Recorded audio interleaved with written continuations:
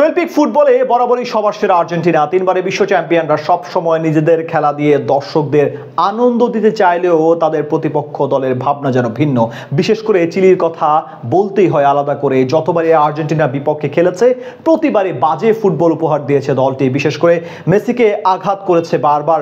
এদিন তো চেষ্টা করেছিল তাকে ইনজুরিতে ফেলে মাঠের বাইরে পাঠাতে। বাকিটা এই প্রতিবেদনে। অনেকে মনে করেন ইউরো হচ্ছে পৃথিবীর সবচেয়ে কঠিন টুর্নামেন্ট। কিলিয়ান এমবাপ্পেও তো কিছুদিন আগে বলেছিলেন ইউরো বিশ্বকাপের চেয়েও কঠিন। যদিও এরকম কথার সাথে দ্বিমত পোষণ করা মানুষের সংখ্যাই বেশি। হয়তো দলের বিবেচনায় ইউরো এগিয়ে আছে কোপা আমেরিকার চেয়ে। তবে যদি বলা হয় শারীরিক ফুটবলের কথা, তবে লাতিন আমেরিকার আশেপাশেও নেই কেউ। বিশেষ করে Ecuador, Chile, Colombia, Bolivia, Peru আর প্যারাগুয়ের মতো দল যেভাবে খেলে তাতে মনে হতেই পারে ফুটবল নয় বরং রেসলিং করতে নেমেছে সবাই। ফুটবলের সৌন্দর্য ভুলে তারা প্রতিপক্ষের উপর আঘাত করতেই বেশি পছন্দ করে। আর তাদের পছন্দের তালিকায় সবার উপরেই থাকেন লিওনেল মেসি। এর আগে কানাডার বিপক্ষে বেশ কয়েকবার ফাউলের শিকার হবার পর এবার একই ঘটনা ঘটেছে চিলির বিপক্ষেও। তারা যেন চেয়েছিল তাকে ইনজুরিতে ফেলে দিতে। সাম্প্রতিক সময়ে যদি কেউ চিলি আর আর্জেন্টিনা খেলা অনুসরণ করে থাকে, তবে চিলির একটা ট্যাকটিক্স সবার কাছেই পরিষ্কার হয়ে যাবে।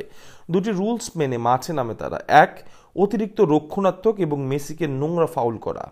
এই দুই নিয়ম অনুসরণ করে 2015 আর 16 সালে আর্জেন্টিনাকে পেনাল্টিতে হারিয়ে টানা দুটি কোপা শিরোপা জেতে চিলি। এদিনও সেই ট্যাকটিক্স বজায় রাখে তারা। তবে শেষ মুহূর্তে লাউতারোর গোলে জয় নিয়ে মাঠ ছাড়ে বিশ্ব চ্যাম্পিয়নরা। শুরু থেকে আর্জেন্টিনার উপর শারীরিকভাবে আক্রমণাত্মকভাবে খেলছিল চিলি। ম্যাচের 20 মিনিটের সময় বাজে এক ট্যাকল করে তাকে ফেলে দেয় চিলির ডিফেন্ডার। যদিও সে যাত্রায় কিছু হয়নি তার, তবে 24 মিনিটের সময় যা করেন গ্যাব্রিয়েল সুয়াজো, তাতে হৃৎপিণ্ড গলায় চলে আসার কথা আর্জেন্টিনার সমর্থকদের। মেসির কাছে বল পাঠান নাহুয়েল মলিনা। পেছন থেকে এসে তাকে বাজেভাবে আঘাত করেন ডিফেন্ডার। সাথে সাথে মাটিতে লুটিয়ে পড়ে মেসি। যেভাবে কাতরাচ্ছিলেন মনে হচ্ছিল ইনজুরির জন্য হয়তো ছিটকে যেতে হতে পারে তাকে। ভাগ্যিস এটা লিওনেল মেসি। এরকম আঘাতের শিকার অনেকবার হয়েছেন প্রায় 2 দশকের ক্যারিয়ারে। বরাবরের মতো এদিনও একটু পর পর উঠে দাঁড়িয়ে একটু সেবা নিয়ে আবারও মাঠে নেমেছেন এবং খেলেছেন পুরো 90 মিনিট। এতেই বোঝা যায় শারীরিকভাবে কতটা শক্তিশালী মেসি। যদিও এই দুই ফাউলেই এদিন থেমেছিল না তারা। এদিন সব মিলে 3বার ফাউলের পাশাপাশি বেশ কয়েকবার মেসিকে আঘাত করে এই দলটা। তাদের খেলা দেখে স্পষ্ট বোঝা যাচ্ছিল যে করেই হোক মেসিকে ইনজুরিতে ফেলতেই হবে।